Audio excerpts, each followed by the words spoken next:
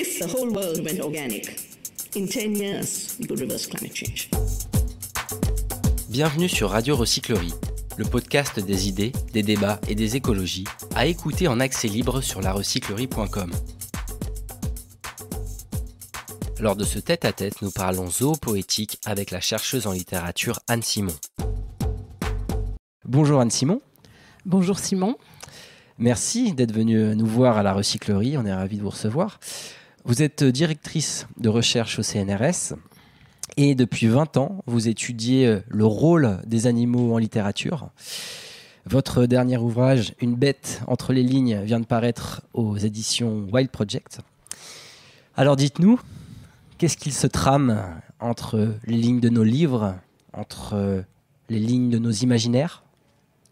Ce qui se trame entre les lignes de nos livres et de nos imaginaires, eh bien, ce sont peut-être des toiles d'araignée, ce sont peut-être des fils sécrétés par des vers à soie, ce sont aussi des tracés plus discrets, je dirais, des sillages de poissons, des tracés d'oiseaux sur la page du ciel. C'est une métaphore qui revient très souvent chez les écrivains. Et donc, il y a l'idée que entre les lignes, une bête, finalement, surgit. Et que ce surgissement, il est étonnant pour moi que ça nous étonne. C'est-à-dire qu'on est surpris, finalement, par ces rugissements, ces ronronnements, alors que ça devrait être imprimé en nous ? Soit ça devrait être imprimé en nous, soit on est surpris que dans les bibliothèques, dans les librairies, dans la littérature, dans nos imaginaires, dans nos cultures, eh bien, que les animaux soient omniprésents. Et ils ont une présence soit évidente dans les récits animaliers, dans les fables, évidemment quand Colette écrit La Chatte ou Dialogue de bêtes, on s'attend à voir des animaux. Mais parfois, on a des animaux qui sont des animaux anthropomorphisés, c'est-à-dire des animaux qui sont un peu transformés en humains, comme dans les Mémoires d'un âne de la comtesse de Ségur, par exemple. Mais moi, ce qui me surprend, c'est que on pense que la littérature, c'est un tout humain. C'est-à-dire que pendant longtemps, on a envisagé la littérature dans son rapport à l'urbain, à l'humain, à la culture. Et donc, quand on prend une autre lorgnette pour lire, ou d'autres lunettes pour lire la littérature, et qu'on se dit, tiens, je vais observer s'il y a des animaux dans ce livre, et pourquoi il y en a, et à quel moment ils apparaissent, même si c'est une seule fois, eh bien, qu'est-ce que ça fait à moi en tant que lecteur ou lectrice ? C'est donc tout l'objet de votre travail, de vos recherches. Et au fil de vos lectures, vous avez développé un concept, celui de la zoopoétique, un terme notamment plébiscité par l'immense philosophe Jacques Derrida. Alors, question incontournable, c'est quoi la zoopoétique ? Alors, si on prend l'étymologie du terme, évidemment, à laquelle Derrida aurait été sensible quand il l'emploie dans l'animal que donc je suis, l'animal que donc moi finalement je suis en tant qu'humain, ou l'animal que je ne cesse de suivre parce que ça m'attire, parce que ça m'intrigue, parce qu'il faut le protéger, parce que je suis curieux de l'altérité. Vous voyez, c'est ça ce titre. Un grand classique de la littérature animale quand même. C'est un grand classique de la philosophie animale. De la pensée animale. Tout à fait, tout à fait. Oui, et je pense que c'est un incontournable, un premier. Voilà. Et donc, si on prend l'étymologie, on a zoion d'un côté. Les zoïas, ce sont les êtres vivants, les êtres animés. Déjà, il y a certains philosophes et certains spécialistes du grec discutent entre eux pour savoir comment on peut traduire ce zoion. Mais on va retenir cette idée de l'animation, c'est-à-dire du mouvement, du souffle, de la vie. Donc ça me semble important. Et la vie, elle inclut aussi la mort. Il y a pas l'un sans l'autre. Et puis d'autre part, poétique, le poiein, c'est-à-dire un verbe qui veut dire faire, fabriquer. Donc il y a deux possibilités en quelque sorte pour aborder la zoopoétique, qui est moins, à mon avis, me concernant en tout cas, un concept qu'une approche, et je dirais presque une sorte de démarche vitale, une sorte de démarche dans ma vie. Oui, c'est ça. Dans le livre, vous évitez le mot discipline zoopoétique, quoi. C'est plus un pas de côté, finalement, philosophique. Oui, tout à fait. C'est un pas de côté philosophique. C'est une autre perspective sur les textes, mais c'est aussi un délogement dans ma façon de vivre et dans ma façon d'habiter le monde. Donc, la zoopoétique, vous voyez, ça peut être, on examine comment les écrivains font avec le vivant, créent à partir du vivant, ou créent pour représenter les animaux, et là où les figurer, ou nous donner à entendre et à sentir leurs allures, leurs mouvements, etc. Donc ça, c'est une première définition, mais il y en a une autre qui m'importe beaucoup parce qu'elle interagit avec celle dont je viens de parler. La zoopoétique, c'est aussi ce fait que les vivants, les animaux notamment, mais aussi on pourrait élargir bien sûr à d'autres types de formes de vie, que sont les arbres, l'air, les champignons bien sûr, tous les êtres interrègnes. Moi, ça m'amuse beaucoup cette histoire de règne, on va y revenir tout à l'heure.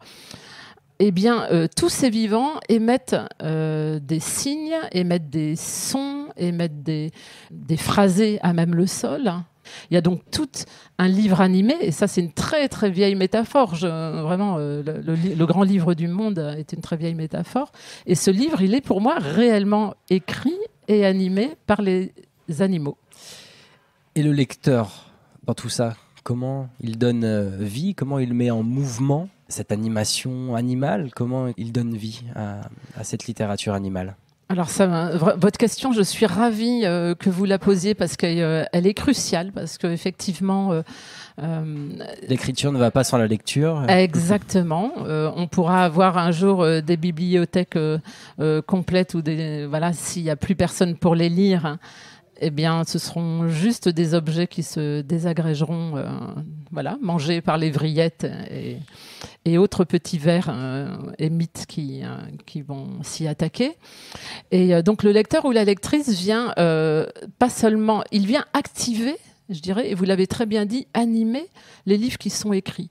Et donc, ce qui est très important, c'est que ce lecteur ou cette lectrice, selon son histoire, selon son histoire aussi familiale, son insertion dans la société, ses pratiques de lecture, eh bien, il va donner vie de façon différente au livre et ne va pas repérer les mêmes choses en quelque sorte. Donc ça, c'est extraordinaire. C'est toute la magie de la littérature. Voilà.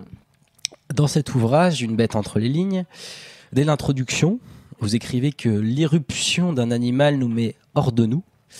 Puis quelques pages plus loin, vous dites cette fois que nous sommes traversés par ces passantes que sont les bêtes.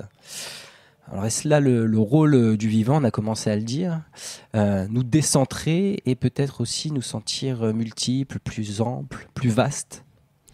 Oui, je pense que c'est vraiment ça. C'est-à-dire que quand je dis que les bêtes nous mettent hors de nous, c'est parce que je fais un jeu de mots dans mon introduction que j'ai appelé ravissement animaux.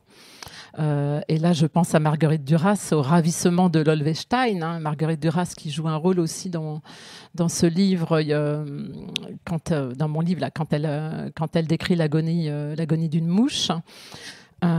Donc, il y a l'idée que les bêtes nous ravissent, elles nous raptent à nous-mêmes, elles nous font en quelque sorte sortir de l'enfermement que nous nous infligeons dans notre propre espèce. Parce que en réalité, nous sommes en permanence, pas forcément hors de nous, mais en tout cas habités par d'autres vivants, en corrélation avec eux. On sait très bien maintenant qu'on ne peut pas vivre sans qu'il y ait des microbes, des bactéries, des virus plus ou moins sains à l'intérieur de nous, évidemment.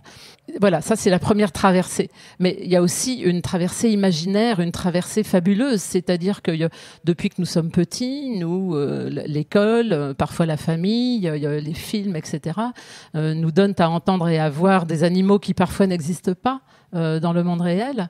Mais je dirais que là aussi, ça n'a peut-être pas une si grande importance que ça, parce que ça vient nous permettre de faire ce pas de côté dont vous parliez. Et quelque part dans ce livre, vous dénoncez le huis clos humain trop souvent présent. Et en parlant de huis clos humain, le langage est souvent considéré comme propre à l'espèce humaine. Mais selon vous, la langue poétique nous permet justement d'accéder aux bêtes, comme vous les appelez régulièrement. Question à la fois simple et compliquée. Comment les mots peuvent-ils devenir animaux ? Oui, alors, c'est une question compliquée quand on pense que le langage est dissocié de la corporéité. C'est-à-dire quand on pense le langage comme une notion, comme un concept, ou même comme un médium, un outil qui nous permettrait, on aurait des idées dans le cerveau, faut qu'elles apparaissent à l'écran ou dans un livre, et donc on a un outil qui serait le langage qui permettrait cette espèce d'alchimie. Désincarné du corps. Voilà. Et ce serait juste quand je dis un médium, c'est-à-dire vraiment quelque chose un conducteur en quelque sorte, ce qui n'est pas complètement faux, ce qui est assez beau aussi d'une certaine manière. J'aime bien cette idée de conduction du langage. Mais moi, il me semble que le langage poétique nous confronte au fait que le langage est incorporé, qu'il est incarné, pas simplement parce que pendant très longtemps on a lu à voix haute, par exemple, mais parce que tout simplement, évidemment, il est charnel, que notre cerveau n'est pas du tout quelque chose de dématérialisé et que la moindre atteinte peut nous rendre inaptes au langage. Je pense qu'il faut partir de ce postulat que le langage fait partie du corps et que donc tout ce qui est de l'ordre de la représentation, de la figuration et même du concept en philosophie, en tout cas tel qu'il a pu être rénové par des philosophes phénoménologues comme Maurice Merleau-Ponty ou d'autres types de philosophes comme par exemple Deleuze et Guattari, eh bien, ces concepts, ces figurations, elles sont exprimées d'une certaine manière. Alors, vous me parliez des mots, peut-être qu'il ne faut pas s'arrêter aux mots, justement. Et vous parliez, vous, de la voix. On a ici une illustration concrète, justement, de l'aspect en mouvement que peut prendre le langage, l'aspect physique aussi. Là, quand on parle ici même à la recyclerie, en fait, on est en train de sculpter de l'air. C'est aussi ce mouvement que vous recherchez en littérature ?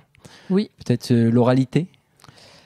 Je ne sais pas si c'est l'oralité, puisqu'il y a beaucoup de gens qui ont travaillé sur la question de l'oralité à partir de l'écrit.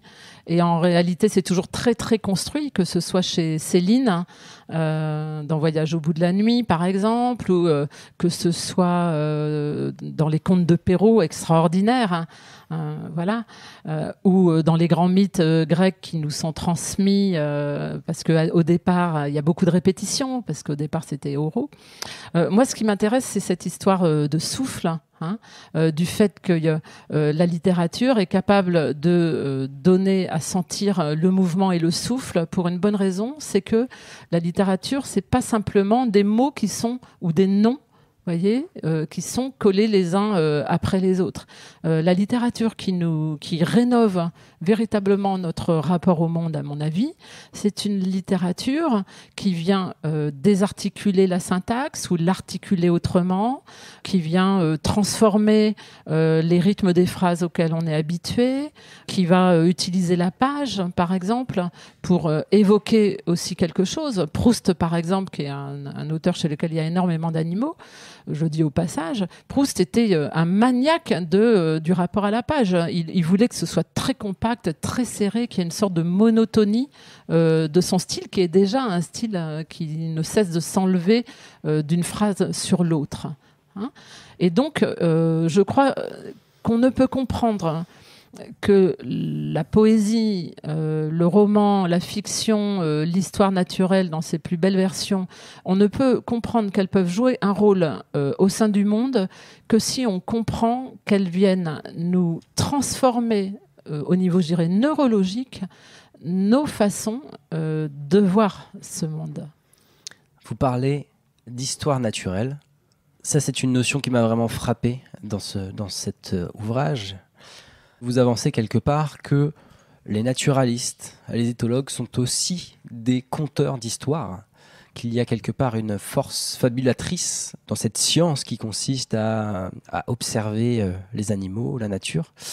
Diriez-vous que les scientifiques, les naturalistes, nourrissent, eux et elles aussi, le champ de la zoopoétique, autant que les écrivains et les écrivaines ? Alors merci, cette question, on peut la déployer, je dirais, on peut déployer plusieurs lignes, d'accord. C'est ce que je fais finalement tout le temps. J'ai une façon de penser qui est absolument pas logique. Vous voyez, je pars d'une prémisse et j'arrive à la conclusion. J'aime bien penser en étoile en tirant un premier fil et je vous fais des signes avec ma main là d'ailleurs, en vous montrant comment je tire un fil et qu'après je vais vers la gauche et que je reviens vers la droite. Et c'est aussi ce qui est très réussi dans votre essai, puisque c'est vrai, moi j'ai vraiment pas eu l'impression de lire un essai, mais une sorte de livre hybride entre poésie, pensée, et puis voilà, quelques touches littéraires, et puis quelques concepts aussi. Merci beaucoup parce que effectivement, je pense qu'on peut le prendre un petit peu dans tout le sens, comme on le fait quand on est dans un paysage, comme on le fait quand on emprunte des chemins et que on en commence un, finalement on se dit oh non j'aurais dû prendre l'autre, etc. Donc on décloisonne quelque part les bibliothèques. Oui, voilà, exactement. Et décloisonner la pensée, arrêter de penser qu'il y a des cases qui seraient les unes à côté des autres, ou que la pensée est une armoire avec des tiroirs et des grandes portes qui s'ouvrent, des tiroirs à l'intérieur, des étagères bien rangées, etc. Moi, je prône une pensée un peu chaotique, désordonnée, une pensée par rebond, par collision, une pensée animée. Alors, la question que vous me posiez, Simon, c'était la question de l'histoire naturelle. Vous voyez, j'y reviens finalement, comme une araignée qui tisse sa toile, à part que je la tisse de façon peut-être moins géométrique que l'araignée. Il y a deux choses. D'abord, il me semble que à titre personnel et aussi à titre collectif, quand j'ai porté un programme de recherche avec des collègues, toute une équipe qui a beaucoup travaillé en études animales littéraires. On s'est vraiment fondé sur des lectures. Alors, on était novices, moi la première, des lectures d'éthologues, c'est-à-dire de spécialistes du comportement animal. On aurait pu aussi étudier les comportements humains, mais j'avais déjà fait de la sociologie avec mon amie et collègue Christine Détré sur les corps féminins au pluriel. Donc, on est allé voir les éthologues, certains sont allés voir un petit peu en biologie. Moi, j'ai lu aussi pas mal d'histoires naturelles, notamment du 19e siècle, comme Michelet, Jules Michelet, auquel je consacre un chapitre dans Une bête entre les lignes. Donc déjà, il y avait ça. Il y avait l'idée que des disciplines scientifiques autres que celles auxquelles on est habitué d'être en dialogue quand on est en littéraire ou en études littéraires, la philosophie, l'histoire, etc. Donc des disciplines scientifiques pouvaient alimenter notre moulin, d'accord ? Et donc, et pas pour aller voir si les écrivains et les écrivaines avaient bon, genre est-ce qu'ils décrivent comme il faut l'âne ou le moustique. C'était pas ça du tout. C'était pour, je dirais, dégoupiller un petit peu nos cerveaux. La deuxième chose, c'est que justement, les auteurs et les autrices lisent de l'histoire naturelle ou regardent. C'était Marie Dariussec un jour qui me disait qu'elle regarde des documentaires animaliers non-stop et que ça la fait beaucoup rire. D'ailleurs, elle a tout un jeu comique avec les animaux.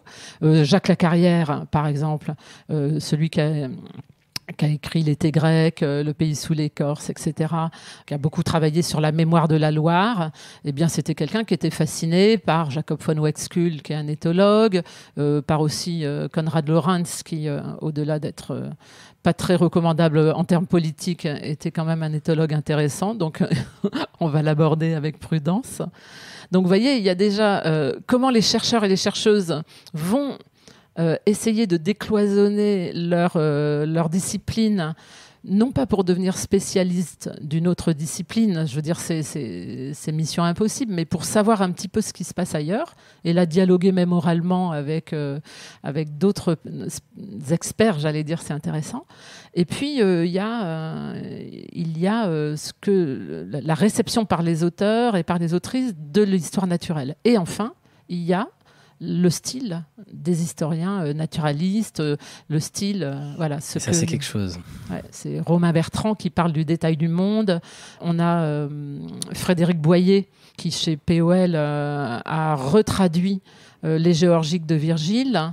Donc tout ça, c'est extraordinaire. L'idée que il y a chez les naturalistes une façon d'écrire qui est, et je pense souvent aux naturalistes un petit peu plus anciens que dans notre contemporanéité, parce que ce sont des naturalistes qui étaient aussi philosophes, aussi historiens, parce que aussi poètes, tout simplement parce que les chaires universitaires et les spécialités académiques actuelles n'existaient pas. On va un peu changer de terrain. Nous sommes donc ici dans un lieu d'engagement. On va donc plus aller sur le terrain du politique. Quel est le rôle de la littérature, selon vous, si elle en a un, le rôle des récits, le rôle des poèmes, dans le soutien de la cause animale, puisqu'il est question d'animaux dans vos livres? Je vais commencer par répondre à côté, si ça ne vous dérange pas. Et après, je viendrai à votre à votre question, soutien, cause animale. Je ne sais pas si on a compris que vous aimez bien les petits pas de côté, donc on aime ça aussi. Mon premier pas de côté, et ça va peut-être être étonnant de la part d'une littéraire.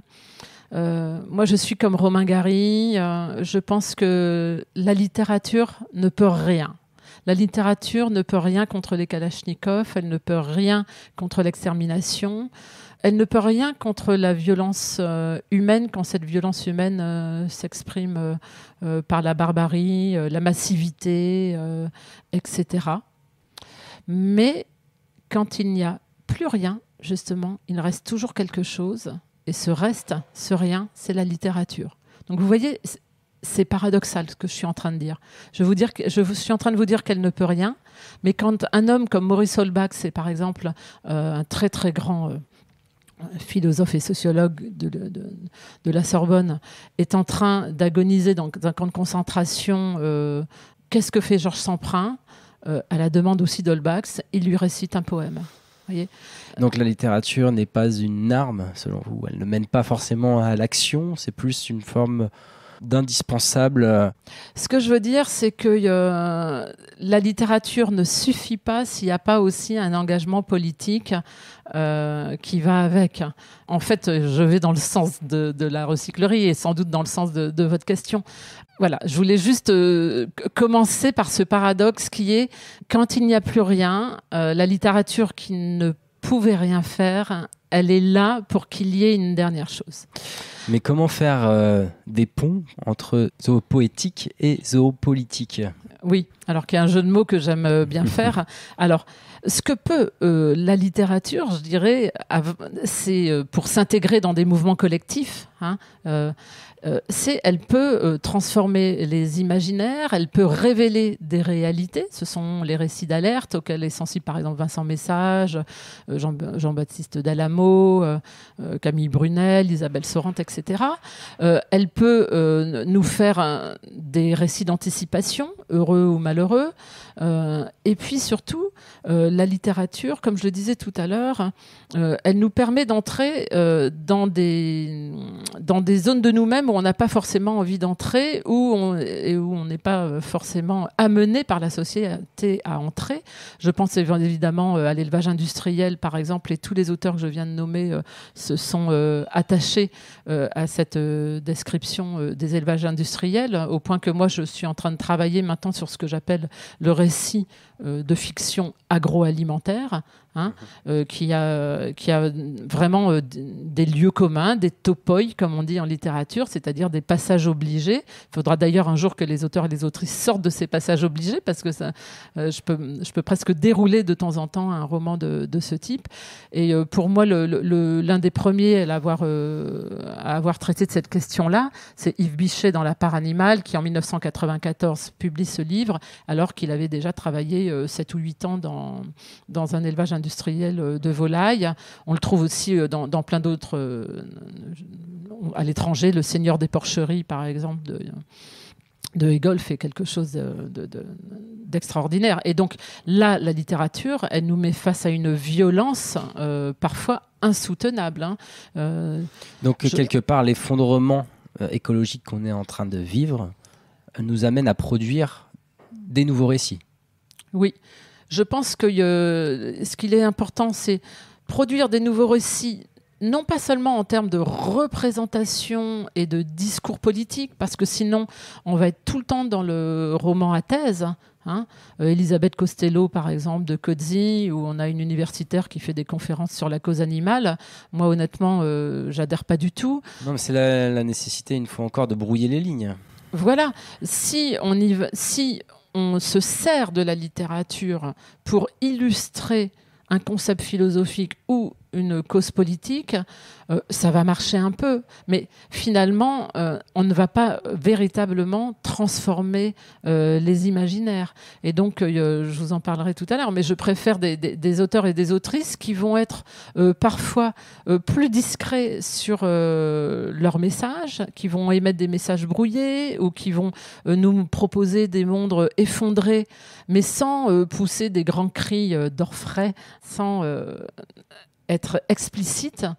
Et là, on se dira, on se rendra compte de façon beaucoup plus intime et archaïque qu'on est dans un monde, effectivement, qui est un monde en désastre.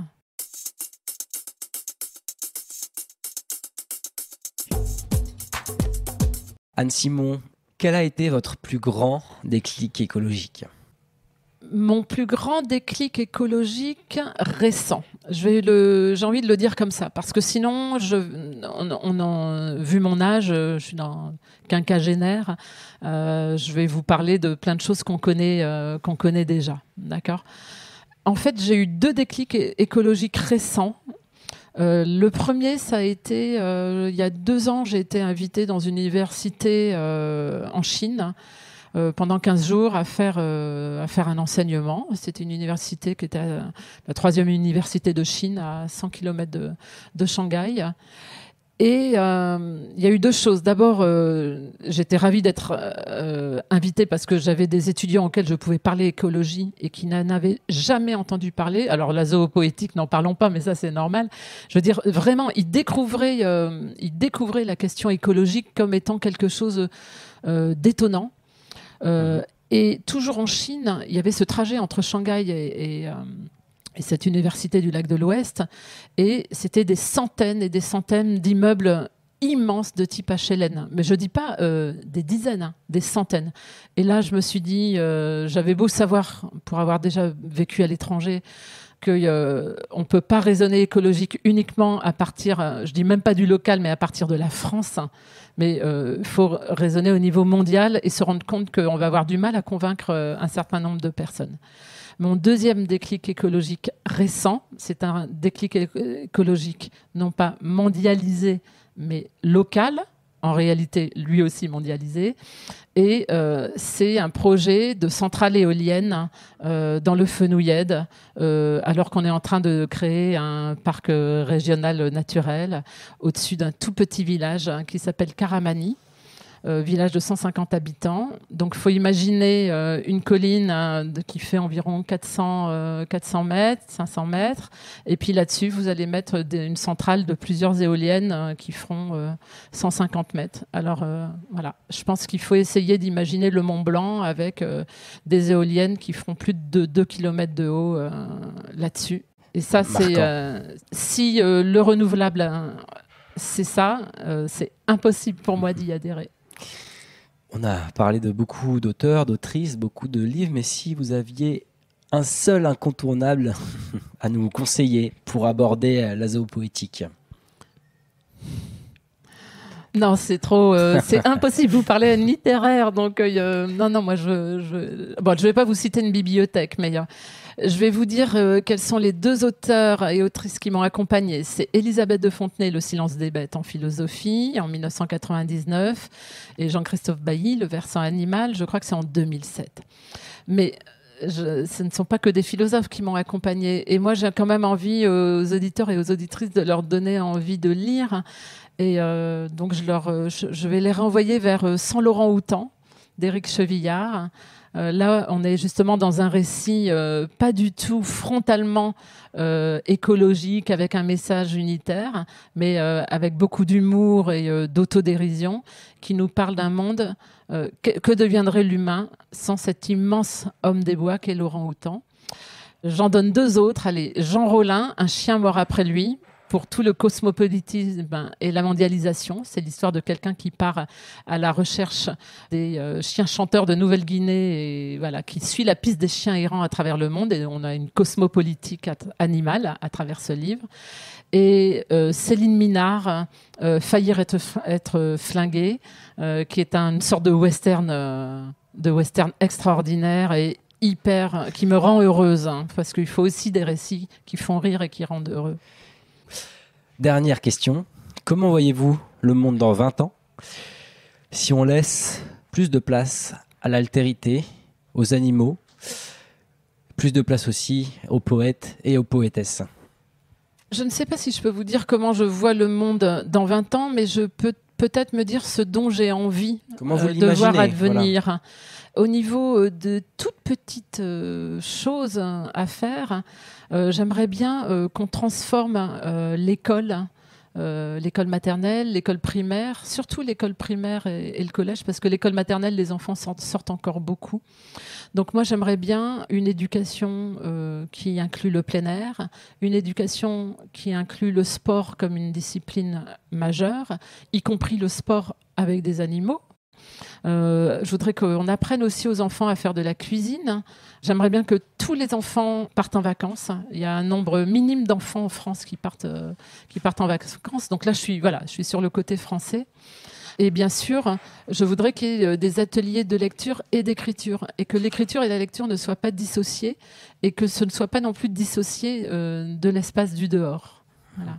Et donc, pour terminer sur cette idée du monde dans 20 ans, j'aimerais que l'écologie, parce que ce sera un monde écologique, donc ce sera un monde formidable, puisqu'on est dans une utopie, j'aimerais que ce soit un monde où l'écologie prenne en compte la grâce, la beauté, l'inutilité. Je pense qu'il faut absolument se rendre compte que le rêve, la littérature sont des facteurs d'élargissement non seulement de nos pensées, mais de la politique écologique elle-même, et qu'il faut donc laisser la place à l'inutilité. Anne-Simon, merci beaucoup pour toutes ces belles idées. Bel été à vous, qu'il soit riche en lecture et en écriture. Voilà, et en randonnée, je l'espère, et en marche. Bien sûr, en dehors. Voilà, en dehors. Merci à vous. Toutes nos émissions sont disponibles en podcast sur larecyclerie.com. Vous pouvez également suivre nos actualités sur Facebook, Instagram. Ça n'est pas une fatalité. Ou encore mieux, venir échanger avec nous à la Recyclerie, au 83 boulevard Ornano à Paris, métro porte de Clignancourt. Est-ce que si moi je fais un truc tout seul, ça sert à quelque chose ?